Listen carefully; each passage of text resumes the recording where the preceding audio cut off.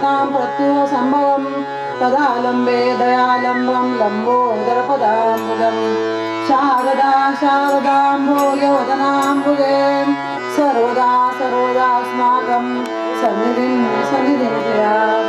नमस्तस्मै भगवते नारदाय महात्मने कामक्रोध विभिन्नाय ऋषिन्ना प्रवराय गुरु ब्रह्मा गुरु विष्णु गुरुदेव महेश्वरा गुरु साक्षात परब्रह्म तस्मै श्री गुरुवे नमः।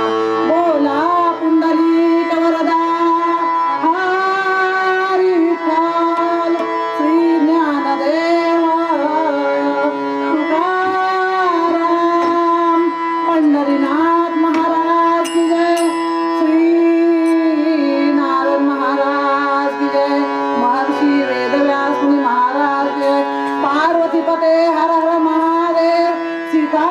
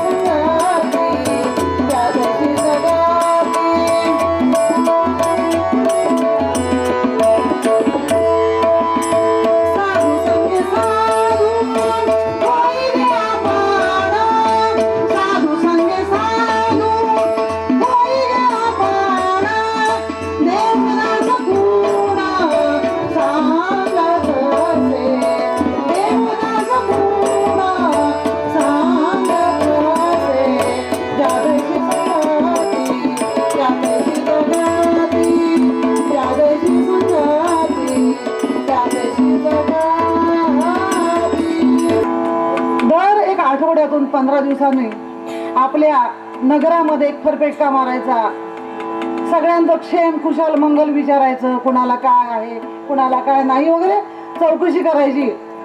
आणि त्याप्रमाणे राजा निघालेला आहे नगरामध्ये फेरफटका मारायला. आता काही सज्जन लोक असतात, राजा येताना दिसल्यानंतर आपल्याकडचं जे काय असेल काहीतरी छोटी मोठी भेट द्यावी राजाला म्हणून कोणी ना कोणी असे आतुरलेले असतात. त्याप्रमाणे एक पोपटवाला असतो आणि त्याच्याकडे 2 पोपट असतात. तो अतिशय प्रेमाने राजाला म्हणतो, महाराज ही भेट घेऊन जा. त्याप्रमाणे राजा ते 2 पोपट घेतो, पुढे निघतो आणि विचार करतो, आता हे पोपट राजवाड्यात नेऊन तो काही उपयोग नाही, मग कुणाला द्यावे कुणाला द्यावे कुणाला द्यावे म्हणून विचार करतो. पुढे गेल्यानंतर त्याला एक आपल्या राजवाड्यातल्या मुनींचा आश्रम दिसतो, पुराणिक बुवांचा आश्रम दिसतो, म्हणजे संतांचा आश्रम दिसतो. आणि त्या आश्रमात राजा एक पोपट सोडतो आणि त्यांना सांगतो, मी परत येत नाही, पोपटात मी सांभाळ करा. त्याप्रमाणे ते पुराणिक बुवा त्या पोपटात सांभाळ करतात. राजा शोधत शोधत पुढे जातो, त्याला एका खाटकाचं घर मिळतं. दुसरा पोपट राजाला काय माहित नसतं पुढे काय होणार आहे, त्या खाटकाकडे तो पोपट सोपवतो राजा. आणि राजा आपल्या नित्यक्रमाला पुन्हा राजवाड्यात आलेला असतो. बरेच दिवस गेल्यानंतर राजाला पुन्हा आठवण येते, आपल्या जवळजवळ महिना 2 महिने झालेले आहेत, आपण जे 2 पोपट दिलेले आहेत लोकांकडे सांभाळायला, आपल्या प्रजेकडे सांभाळायला, त्यांचं काय झालं ते आपण जरा चौकशी करूया. म्हणून पुन्हा राजा फेरफटका मारण्याकरता नगरामध्ये निघालेला असतो. राजा पहिल्या पोपटाच्या ठिकाणी येतो, त्या पुराणिक बुवांच्या इथे येतो आणि पाऊल टाकतो. तिथे काही पुराणिक बुवा नसतात, परंतु राजाचं काय स्वागत, हा सुस्वागतम आगतम स्वागतम, यावे महाराज आसन ग्रहण करावे. राजा पाहतो इकडे कुणी मनुष्य नाहीये, परंतु पोपटाला जी शिकवण दिलेली असते त्याप्रमाणे पोपट आलेल्या अतिथींचं स्वागत करतो. आणि राजा तिथे एक निरोप ठेवून जातो की त्या पुराणिक बुवांना की तुम्ही हा पोपट घेऊन उद्या राज दरबारी या. राजा पुढे निघून जातो, मजल दरमजल करत त्या खटकाकडे गेलेला असतो. राजाला आनंद होतो, आता पण आपलं असंच स्वागत होईल. परंतु मंडळी लक्षात ठेवा, ज्या जैशी संगती त्या तैशी जगती, समागमे रीती सर्व काही. खाटकाकडे गेल्यानंतर राजा दरवाजात आणि काय स्वागत होतं, खबरदार पुढे पाऊल टाकशील तर मुंडी पिरगावून टाकीन, तंगड्या मोडून टाकीन, ठार मारून टाकीन. राजाला खूप दुःख होतं, रे पहिल्या ठिकाणी माझं एवढे यथोचित स्वागत झालेलं आहे आणि हाच पोपट मी दिलेला आहे ना. आजूबाजूला पाहतो कुणीच नाही. राजा तिथं रखवालदाराला निरोप ठेवतो की ह्या पोपटाला घेऊन उद्या राज दरबारी या. दुसऱ्या दिवशी दरबार भरला जातो आणि दोन्ही पोपट तिथे आणले जातात. आणल्यानंतर जो पहिला पोपट असतो त्याला राजा सोन्याचा पिंजरा देतो, त्याला खायला प्यायला वगैरे सगळं व्यवस्थित त्या पुराणिक बुवांकडे व्यवस्था करतो. आणि जो दुसरा पोपट असतो त्याला मृत्यूदंडाची शिक्षा ठोठावतो, का तर राजाचं स्वागत केलं नाही म्हणून. परंतु जेव्हा असं बोलणं राजाचं होतं त्यावेळेला तो पहिला पोपट काय म्हणतो, गवाशनान शृणोति वाक्यम अहम विराजम वचनं मुनीना न तस्य दोषो न च मुद्गुणो वा संसर्गजा दोष गुणान् भवन्ति. भगवान गोपाल कृष्ण महाराज. तो पोपट म्हणतो, राजा अहो त्या पोपटाला काय बोलताय तुम्ही, त्याच्यावर ज्या प्रकारचे संस्कार झाले, तो ज्या संगतीमध्ये वाढलेला आहे त्याप्रमाणे तो बोलतोय, त्याला कशाला मृत्यूदंड शिक्षा देता. राजा काही बोलला नाही, शांत राहिला. सूत्र श्लोकामध्ये सुद्धा भरतरी म्हणतात, जांगम दिसती वाच सत्यम मानो नती दिसती माप अपाकरोती चेत शुद्धि प्रसाद दिक्षुतनोति कीर्तन सत्संगती करती पूसाम. भगवान गोपाल कृष्ण महाराज की काय काय करत नाहीये, काय काय करत नाहीये, सत्संगती सगळं करते. संतांच्या सहवासामुळे सगळं काही मिळते. म्हणून दे रे हरी संत पदाची संत पदाची संत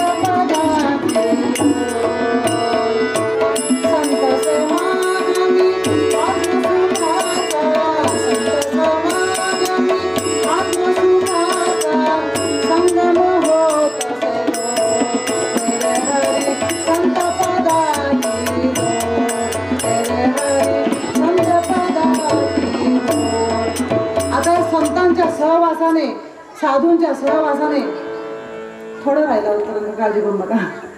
काय होतं माहितीये का, परीक्षित राजाची गोष्ट सर्वांना माहितीये.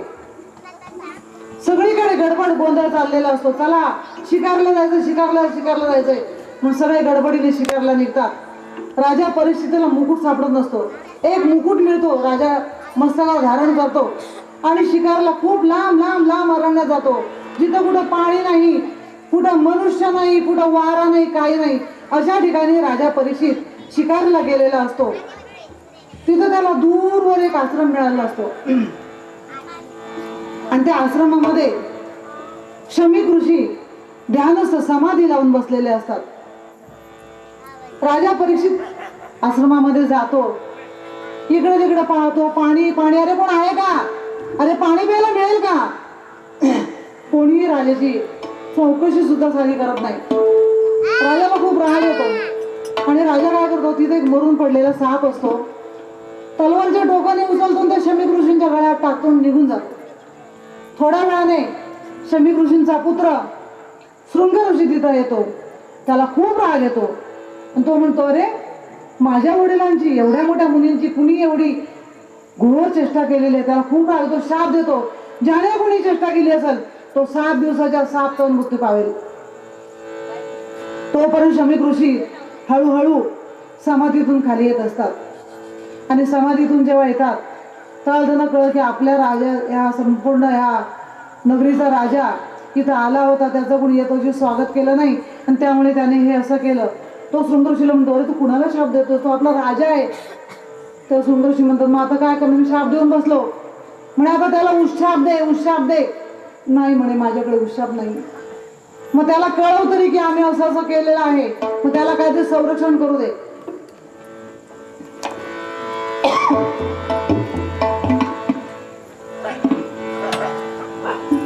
आणि त्याप्रमाणे परीक्षित राजाला कळतं की आपल्याला शाप दिला गेलाय, आपल्या हातून चूक घडलेली आहे, मग आता काहीतरी करायलाच पाहिजे. मग आता काय करणार, तर त्या राज्याच्या सर्व गुरुनी त्याला सल्ला दिला की तू संतांच्या सहवासात जा, गंगा तीरावर जा. आणि राजा परीक्षित गंगा तीरावर आलेला असतो. योगायोगाने तिथले मुनी म्हणतात की काही वेळाने शुक मुनी इथे येणार आहेत, तुम्ही इथंच थांबा, इथंच बसा. आणि तिथं गंगा तीरावर अजूनही मंडळी शुक ताल म्हणून प्रसिद्ध आहे आणि तिथं त्या शुक मुनींनी त्याला भागवत स्वतःच्या मुखाने त्याला सांगितलेलं आहे.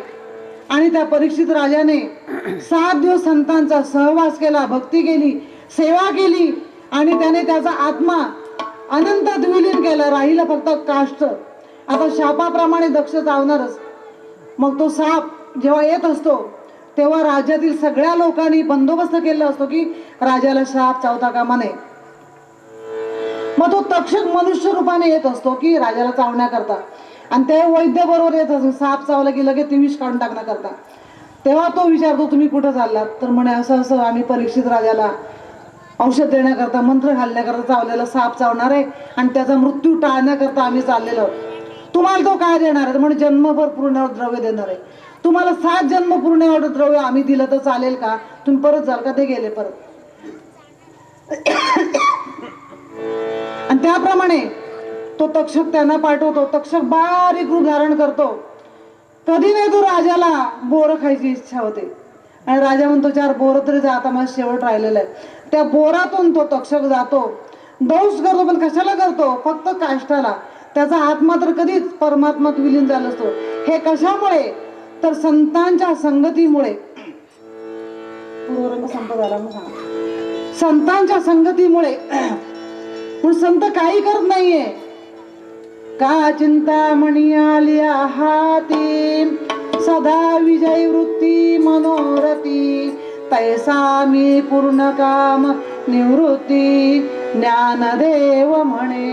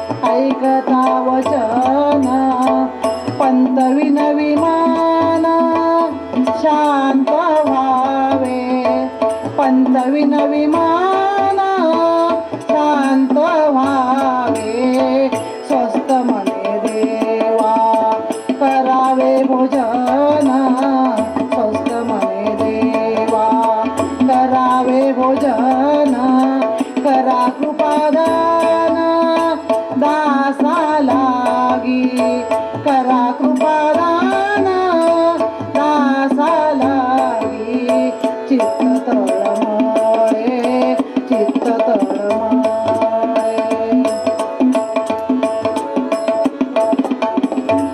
पंतांनी विनंती केली, तुम्ही भोजन ग्रहण करावे.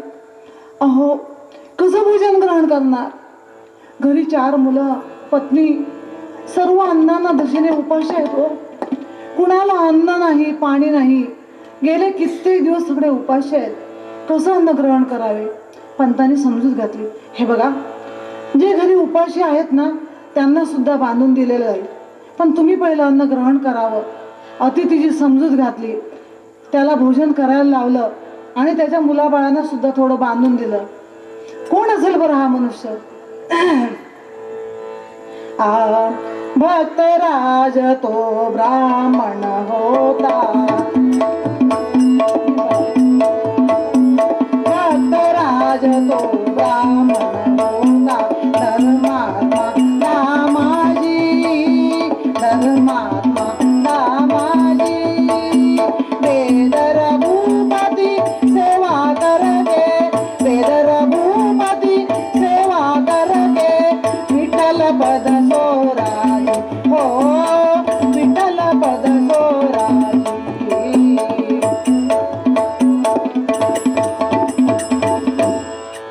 त्या महापुरुषांचं नाव होतं संत दामाजी.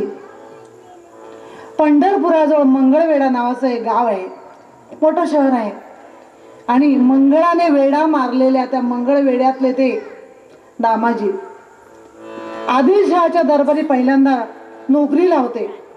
तिथं तलवार गाजवली, त्याच्या भावाचं बंड मोडून काढलं आणि त्याच्या त्या पराक्रमाचं कौतुक पाहून 1458 मध्ये हुमायून नावाचा नवाब बेदरचा त्याने आपल्या पदरी त्याला नोकरीला ठेवलं. आता हे दामाजी संपूर्ण दिवसभर नोकरी करायचे, परंतु ती कशी नोकरी करायचे तर पहाटे उठून भगवंताचं नामस्मरण करावं. श्री कृष्ण गोविंद हरे मुरारी, हे नाथ नारायण वासुदेव. पहाटे उठून पांडुरंगाचं नामस्मरण करावं, अख्खा दिवस नोकरी करावी, मिळेल वेळ तेवढ्या पांडुरंगाच्या भजनामध्ये नामस्मरणामध्ये वेळ घालवायचा. दर एकादशीला पंढरपूरला जाणं, गोरगरिबांना सर्व जे जे कोणी आबालवृद्ध दिसतील त्यांना दान धर्म करणं, त्यांची विचारपूस करणं. आणि त्यामुळे काय झालं होतं की जे आबालवृद्ध यायचे ते पहिल्यांदा दामाजींचं दर्शन घ्यायचे, नंतर मग पांडुरंगाचं दर्शन घ्यायचे, अशा प्रकारचे ठरलं होतं. आणि त्याप्रमाणे त्यांची पत्नी सुद्धा सावित्रीबाई पतीच्या अर्ध्या वचनामध्ये मग्न असायची. पतीने कुठलं कार्य आरंभिलं की सावित्रीबाईंचा त्यात अर्धा वाटा.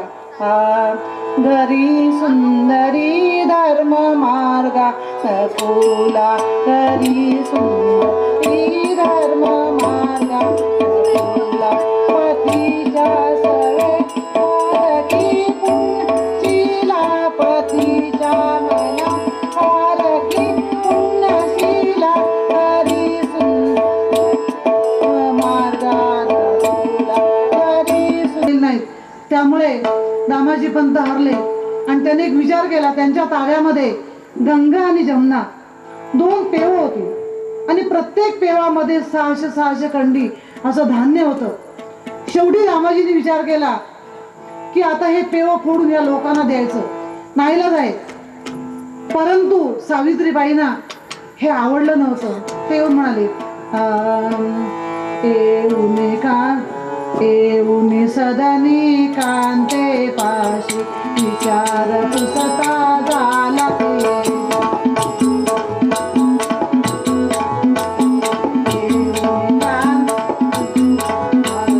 विचार पुसता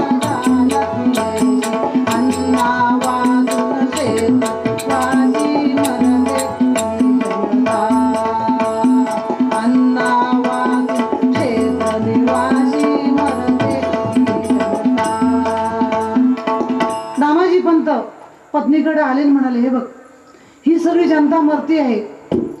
परंतु सावित्रीबाई त्यांना सहमत नव्हत्या, कारण त्यांना माहिती होतं बादशाह काय करणार. तो साकी बादशाह काय करणार होता माहिती का?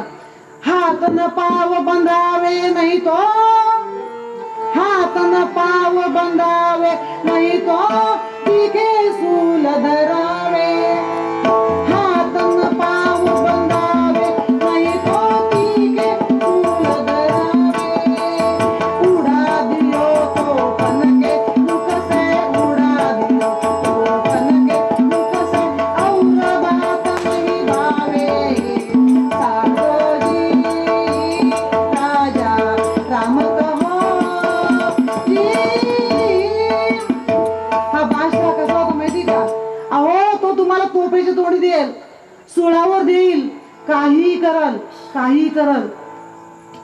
परंतु पंत ऐकले नाहीत, पंत ऐकले नाहीत. पंतांनी शेवटी निश्चय केला, एवढी जनता जर माझ्या एकट्याच्या प्राणामुळे वाचणार असेल तर मी माझ्या प्राणावर उदक कधीच सोडलेलं आहे पांडुरंगाच्या चरणी.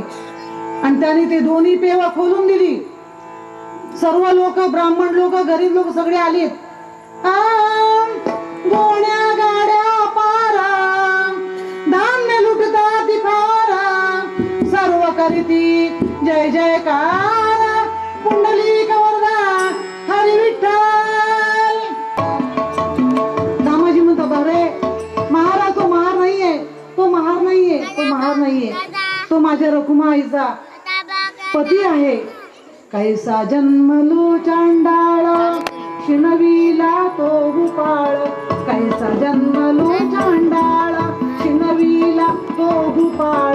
काय वाचुनी आता दुःख दिले पंढरीनाथा, काय वाचुनी आता दुःख दिले पंढरीनाथा. दामाजी पंतांना खूप वाईट वाटलं, परंतु बादशाह काही ऐकायला तयार नाही. मला तुझा विठू देड दाखव. मग सर्व समंजस लोकांनी, संतांनी, सर्वांनी एका ठिकाणी सांगितलं, आता एकच उपाय आहे की तू बादशहाला घेऊन पंढरीनाथाच्या दर्शनाला जा. हरे राम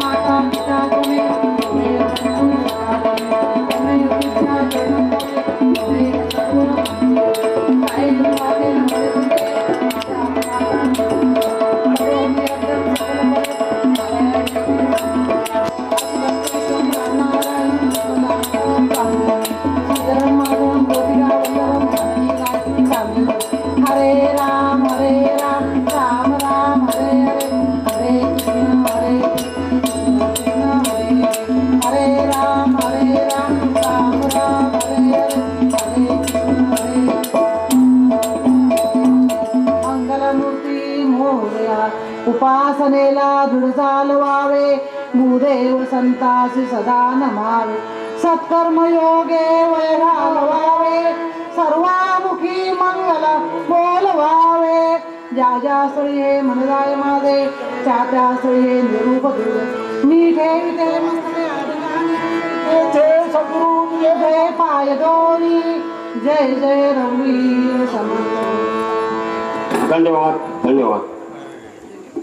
यांनी या ठिकाणी येऊन आमच्या शब्दाला मान देऊन या ठिकाणी जे काय आपले परमेश्वराने बुद्धी दिली त्याप्रमाणे त्यांनी आपले बोल या ठिकाणी तुमच्या समोर सादर केले आणि ते तुम्ही सर्वांनी शांत चित्ताने ऐकून घेतलात, त्याबद्दल आभारी. त्याचप्रमाणे आमचे भास्कर बिरवडेकर वारकरी संप्रदायाचे आहेत, वारकरी आहेत, यांच्यातर्फे त्यांना श्रीफळ देऊन त्यांचा सत्कार करण्यात येईल.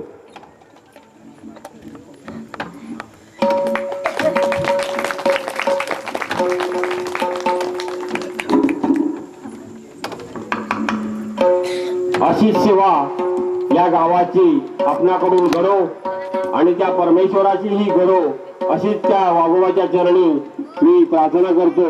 आणि त्याचप्रमाणे या ठिकाणी त्यांना जी साथ दिली ते आमचे तबलजी मारुती मेस्त्री यांचाही सत्कार करतील. त्याचप्रमाणे हार्मोनियमची जी साथ केली ते आमचे कळेकर यांचाही सत्कार ते करतील श्रीफळ देऊन.